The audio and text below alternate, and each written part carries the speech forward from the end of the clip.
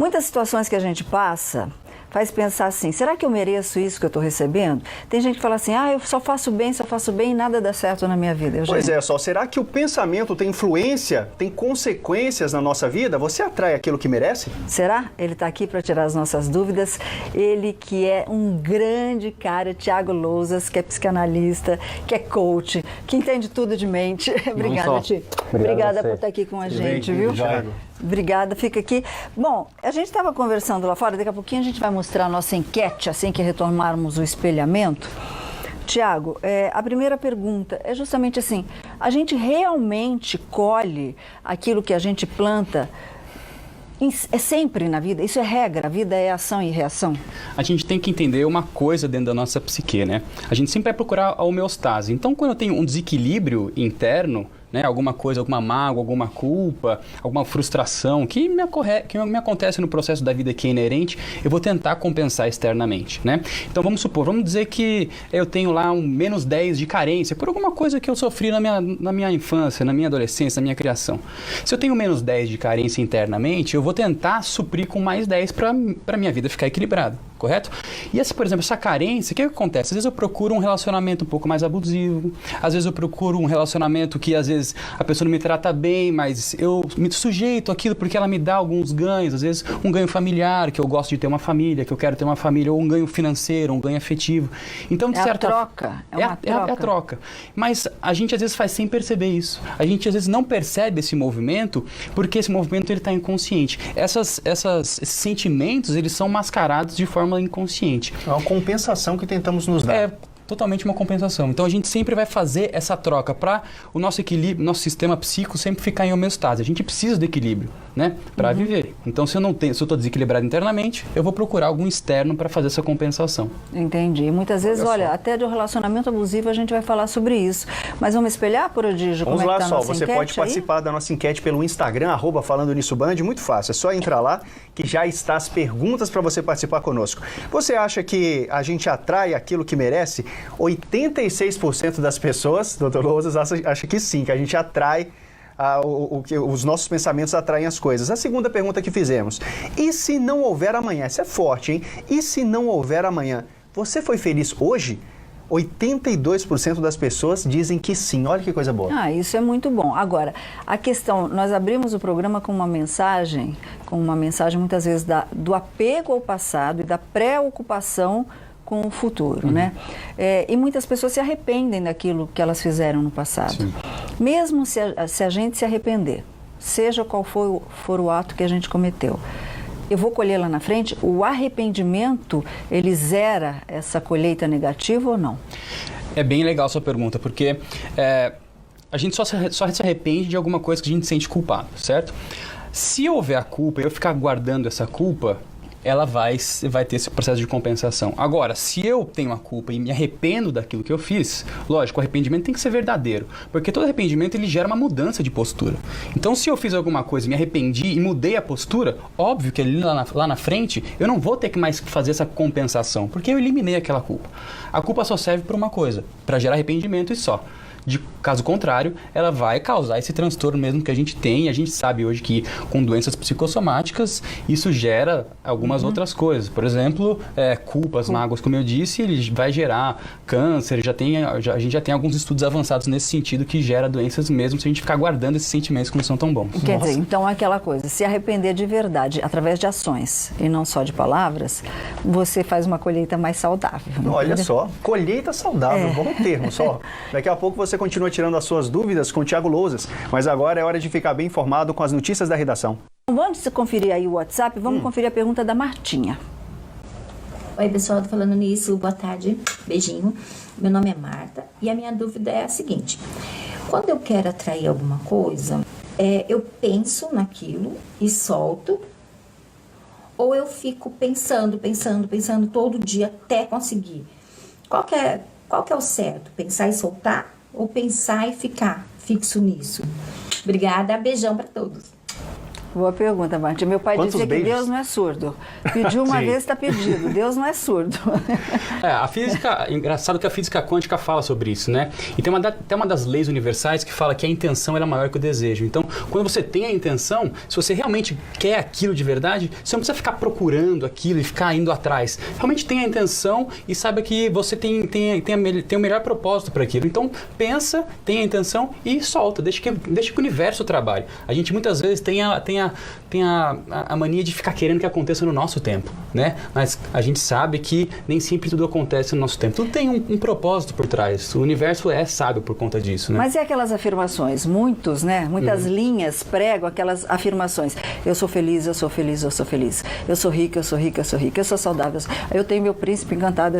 Enfim, cada um tem uma linha, né? Sim. E repetir isso todo dia. É uma maneira de você mascarar a realidade ou é saudável fazer essa repetição? É engraçado só, desculpa interromper, Imagina. que nós estamos exatamente com essa Ah, é? pergunta aqui. Ah, então vamos lá. Pode já espelhar pra gente, Igor? Põe aí, Igor. Olha, oi Sol, tenho uma dúvida. Repetir sempre que está tudo bem não é mascarar a realidade? A gente tem que entender como funciona também um pouco a nossa psique. 95% do que a gente tem é inconsciente. O inconsciente é uma caixa preta que a gente não sabe o que acontece, ele é cronológico. A gente não sabe que a gente está hoje, ele não sabe que a gente está hoje no dia 20 de novembro de 2019. Quantos anos você tem, Não se sabe. você já fez ou que fará ainda? Não sabe. Então 95% é inconsciente e 5% é consciente. É o que a gente está fazendo aqui é consciente. Eles estão recebendo a informação e é consciente. Então, se a gente ficar numa proporção, quem que manda nesse jogo? É o inconsciente.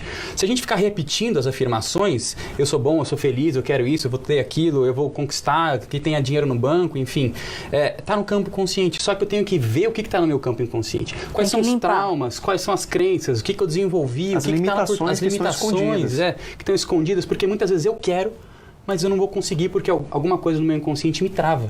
E por isso que às vezes a gente fica falando, puxa, mas eu tô lá, eu tô batalhando, eu tô fazendo, mas por que eu não vou? Porque tem alguma coisa que aqui que eu preciso destravar. Na hora que eu destravo aqui, acontece. Então, realmente, não adianta ficar mascarando essa realidade. Eu tenho que olhar. A dificuldade de acessar isso que está escondido tão profundamente, talvez? Dormir. Já me falaram que dormindo a gente consegue tudo, é verdade? Olha, eu desconheço essa, mas Brincadeira. assim, podia ser bom, né? Uma das coisas que a gente pode prestar atenção muito, como o nosso inconsciente ele sempre procura cura, é um processo de repetição. Então, a gente às vezes vive em ciclos, né? Às vezes ciclos de rejeição, ciclos de ansiedade, ciclos que a gente repete e a gente não sabe por que a gente vive naquilo. Então, prestar atenção no que está por trás desses ciclos e aí, a hora que a gente conseguir identificar, é uma forma da gente quebrar e ver de onde que eu tô trazendo isso. Porque o que a gente aprende é na infância, não é na vida adulta. Né? Não, eu tô falando de dormir, mas brincadeira, mas era uma coisa que eu fazia desde pequenininha. Quando eu queria ir bem na prova e eu não sabia uma matéria, eu estudava e punha um livro debaixo do travesseiro, né? Que era uma maneira lúdica que meu pai tinha e minha mãe também, de falar assim, ó, põe o livro debaixo do travesseiro que você vai guardar bem as coisas. E funcionava, viu?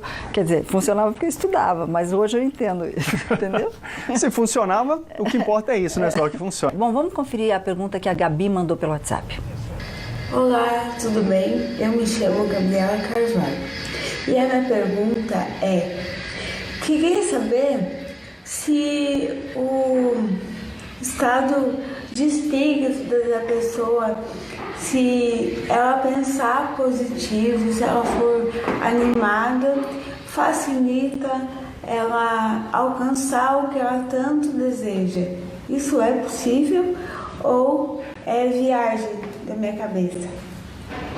Viagem da cabeça, que linda. E aí, Thiago? Facilita, sim. A gente não pode também desprezar e falar que isso está só no poder do inconsciente. Facilita, vai me ajudar, me dar mais ânimo, me dar mais gás, mas como eu disse, a gente tem que ver o que está por trás desse inconsciente, o que tem ali meio que mascarado que a gente não consegue perceber, né? Mas o pensar positivo, ele, óbvio, ele vai te dar um ânimo, às vezes, de sair de uma situação, mas vai te dar um ânimo também para enfrentar as dificuldades, para ver o que está lá atrás, para ver o que você precisa rever da nossa própria história, para aí sim dar uma nova oportunidade para nós mesmos. Isso se chama fé?